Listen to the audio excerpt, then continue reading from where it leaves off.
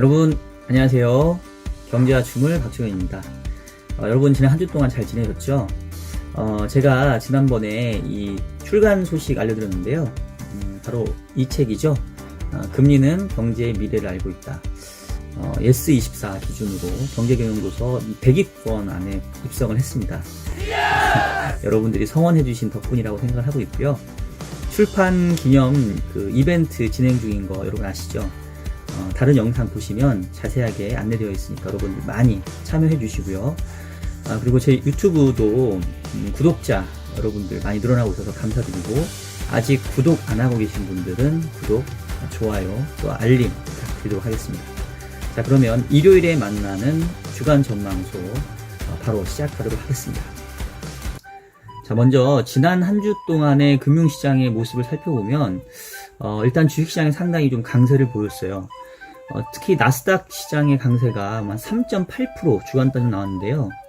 뭐 여러 가지 이유도 있었습니다만은 주초에 발표됐던 1월달 소매 판매 지표가 상당히 호조를 보이면서 그 전달에 부진했던 부분에 대한 우려들을 좀 낮췄고요. 또 물가가 낮게 나오다 보니까 연준이 계속해서 이 금리 인상을 유보하는 완화적인 통화정책 스탠스를 보이지 않겠냐라는 기대감들이 계속 시장을 지지한 것 같습니다.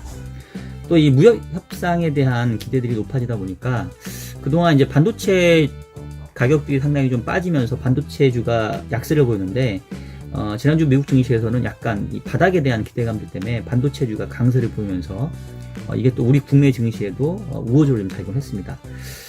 국내 시장도 그래서 코스피, 코스닥 1% 중후반대의 높은 상승세를 보였는데요. 외국인들이 이제 현물 매수를 좀 중단하다가 지난주에는 이제 현물도 조금 매수했지만 선물 매수를 좀 강화하면서 이 글로벌 증시의 강세에 국내 시장도 좀 편승하는 모습들을 보였다라고 정리할 수 있을 것 같습니다.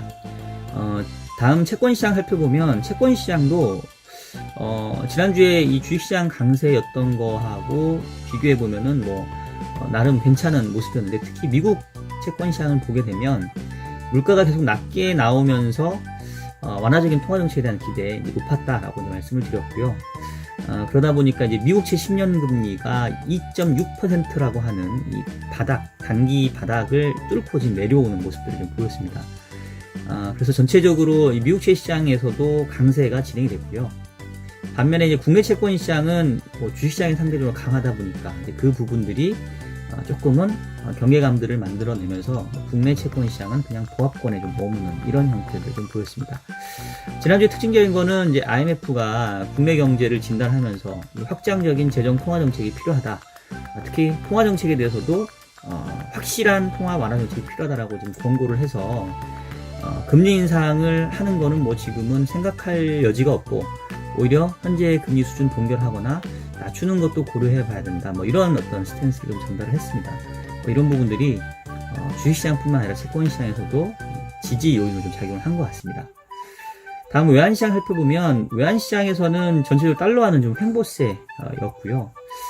원달러 환율은 지난주에도 상승세가 소폭 이어져서 지금 1137원까지 올라왔는데, 지난주 후반에 여러분 기억하시다시피 이 북한이 비핵화 협상을 중단할 수 있다, 이런 어떤 협박에 가까운 멘트들을 하면서 원달러 환율에는 다소간의 상승 요인으로 작용을 했습니다.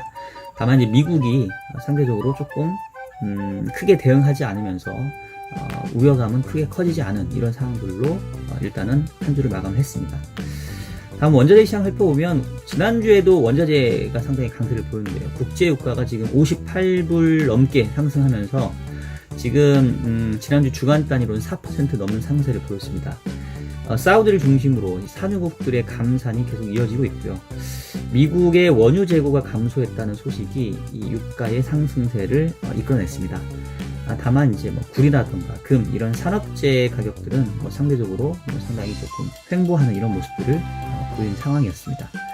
자, 다음 한 주 경제지표와 이벤트 살펴보는 시간으로 넘어가겠습니다. 자, 다음 한 주 또 한번 쭉 그 주요 이벤트들 보시면, 일단은 그 중국 양회가 지난 주말에 이제 마무리가 됐습니다. 경제 성장률을 좀 하향 조정한 부분, 그 다음에 이제 외국인 투자법을 통과시킨 부분, 여러 가지 뉴스들이 있었고요.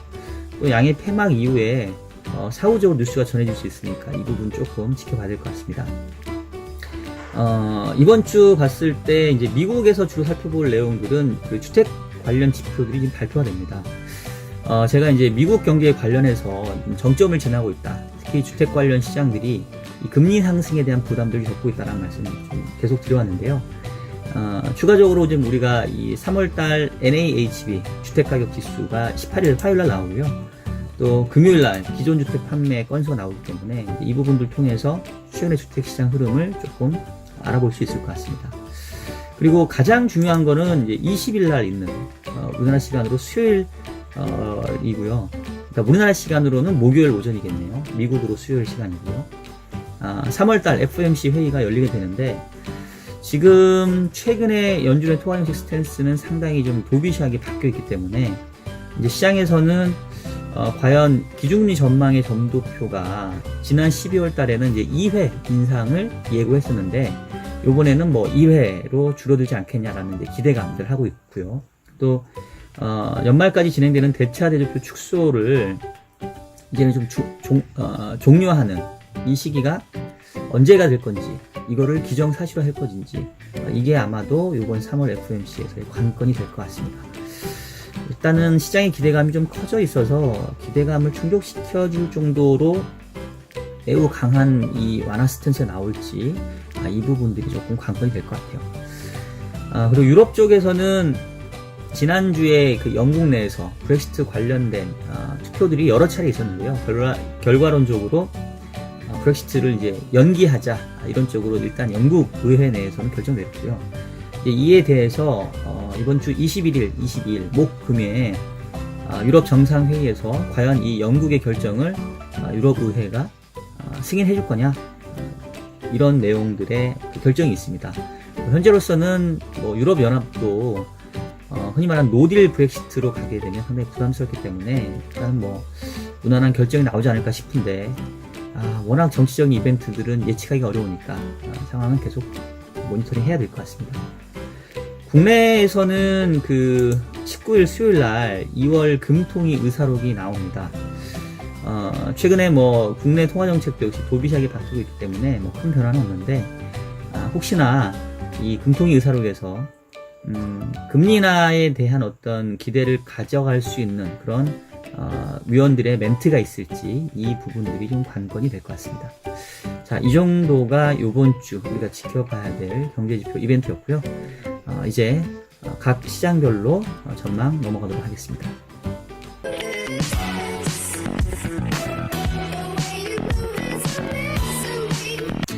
자, 일단 그 주식시장을 살펴보면 지난주에 국내 증시 상당히 좀 강세를 좀 이어가는 모습이었는데요. 일단은 미중 무역 협상에 대한 기대감도 좀 선반영된 부분은 있고, 또 정상회담이 지금 연기될 가능성이 높아지고 있는데, 일단은 계속 미국이나 중국이나 멘트가 우호적으로 나오다 보니까 무역 협상에 대한 낙관적인 기대들은 유효한 것 같고요. 또 이 3월 FOMC에서 도비시한 스탠스가 지금 예상이 되기 때문에 전반적으로 투자 심리가 좀 긍정적으로 유지가 되는 것 같습니다. 그래서 글로벌 증시가 최근에 조금 조정했다가 다시 조금 반등을 시도하고 있는데요. 일단은 뭐 전체적으로 바닥권에서는 계속해서 매수세가 좀 나오면서 조금씩 바닥을 높여가는 이런 모습들 긍정적으로 보이고요. 국내 증시도 제가 이제 지난주에 주간 전망수 하면서 이 제목을 당분간은 좀 조정 흐름이겠지만 이 선행지수가 반등하게 되면 그때는 국내 증시에도 추가적인 모멘텀이 발생할 수 있다, 이런 멘트를 드렸거든요. 기억하실지 모르겠는데, 근데 지난주 월요일날 바로 이 OECD 경기 선행지수 나왔는데, 이게 지표들이요, 여러분, 그게 있습니다. 발표가 되고 그 다음 달에 보면 이게 발표가 또 수정되는 경우가 종종 생겨요. 지난번 발표될 때만 하더라도 이 12월 지표까지 이 우리나라 OECD 경기 선행지수가 20개월 넘게 이렇게 하락하는 모습을 보였거든요. 그래서 제가 이렇게 하락세를 지속하는 것도 쉽지 않다. 경기가 좋아져서라기보다는 이 선행지수의 하락세가 너무 오랫동안 장기화됐기 때문에 이제는 바닥에 대한 얘기도 나올 때가 됐다, 이제 이렇게 말씀드렸는데, 지난주 월요일에 발표된 선행지수가 전달 게 상향 돼버렸어요. 그러면서 12월, 1월 문의로 봤을 때는 외형적으로는 우리나라 경기 선행지수가 2개월 연속 지금 반등한 형태로 나타났습니다. 그래서 이 부분이 지난주에 또 국내 주식시장에서도 조금 긍정적인 영향을 미친 게 아닌가라는 생각이 들고요. 이제 관건은 OECD 선행지수는 계속 하락하다가 지금 2개월 연속 반등했는데, 이 통계청에서 발표하는 국내 경기 선행지수는 여전히 이 바닥을 모르고 급락을 하고 있거든요. 그래서 이게 언제쯤 반등할 거냐, 이제 이 부분들이 좀 관심이 될 것 같습니다. 일단은 전체적으로 선행지수가 국내만 올라왔기 때문에 이게 글로벌 선행지수가 같이 반등을 해야 의미가 있거든요. 그리고 앞서 얘기했던 것처럼 이 선행지수 자체가 또 추후에 수정이 되기 때문에 연속적으로 선행지수가 반등할 건지에 대해서도 확인이 필요합니다. 그래서 지금 일단 현재 상황에서는 선행지수가 반등을 모색하고 있다는 것 자체가 경기의 단기 바닥에 좀 가까워진 게 아니냐, 이런 차원에서는 조금 의미가 좀 있을 것 같고요. 외국인들도 지수 선물을 좀 매수한 부분들이 일단은 조금은 조심스럽게 단기 사이클 상에서의 바닥에 대한 기대감을 갖는 것 같아요. 그래서 생각했던 것보다 국내 증시가 바닥은 조금 쉽게 다질 수 있겠다, 이런 생각도 들고요. 다만 이제 향후 투자 전략에 있어서 일단은 여전히 기업 실적들이 안 좋게 나오고 있기 때문에 지수 관련 대형주보다는 중소형주 위주의 종목 장세가 나타날 가능성이 높아 보이고, 밸류에이션 지표로 요즘에는 이제 PER이라고 하는 주가 수익 비율보다는 PSR이라고 하는 주가 매출 비율을 좀 더 많이 보고 있기 때문에 매출 증가율이 좀 높게 나오는 그런 종목들 위주로 접근해보는 게 좋지 않을까, 이런 생각이 듭니다. 다음 채권 시장은 최근에 미국채 금리는 상당히 하락세를 다시 좀 재개하는 이런 모습들을 보였는데요. 그럼에도 불구하고 미 연준이 당장 금리를 인하하겠다라는 건 아니기 때문에 금리 하단 부분은 어느 정도는 좀 막혀 있다라고 좀 봐야 될 것 같아요. 지금 미국채 10년 금리가 2.5대까지 지금 접근을 했는데, 미국 기준금리의 지금 상단이 2.25에서 2.5이기 때문에 지금 거의 기준금리 금리 수준에 임박했거든요. 그래서 추가적으로 채권 금리가 떨어지는 부분들은 현재 수준에서는 제한적일 것 같고요. 국내 금리도 지금 국고채 3년이 1.8%, 기준금리 1.75와 불과 5bp밖에 차이가 안 나고, 국고채 10년 금리도 지금 1.9%대에 와 있어서 전체적으로 길게 보면은 채권 금리의 하락세는 좀 이어질 걸로 보고 있지만, 현재 금리 수준들이 이미 이 기준금리가 향후에 인하되는 쪽으로 가지 않겠냐라는 부분들을 좀 선반영하고 있기 때문에 실제로 기준금리 인하가 되는 모습이 눈에 들어오기 전까지는 채권 시장 입장에서는 상당히 좁은 박스권에서 움직일 수밖에 없어 보이고요. 이런 상황에서는 고금리 크레딧물에 대한 추가적인 수요, 상대적인 강세, 이런 부분이 이어지지 않을까 싶습니다. 다음 외환시장 살펴보면, 일단 전체적으로 주식시장이 강세를 보이면서 달러화의 강세는 조금 진정되는 모습들을 지금 보여주고 있어요. 달러 인덱스가 보시면 97불 인덱스 기준으로 97.7을 넘어갔다가 지금 96.55까지 좀 떨어져 있는 상황인데요. 어느 정도 달러와의 강세의 단기 고점은 좀 확인이 된 것 같고요. 그렇다고 해서 달러화가 매우 약해질 정도의 상황은 아닙니다. 여전히 미국 경제가 상대적으로 좋기 때문에. 국내 환율을 보게 되면 원달러 환율이 상승세를 보이면서 1137원까지 상승폭을 높였는데, 일단 1140원대에서는 좀 막히는 모습이 될 것 같고요.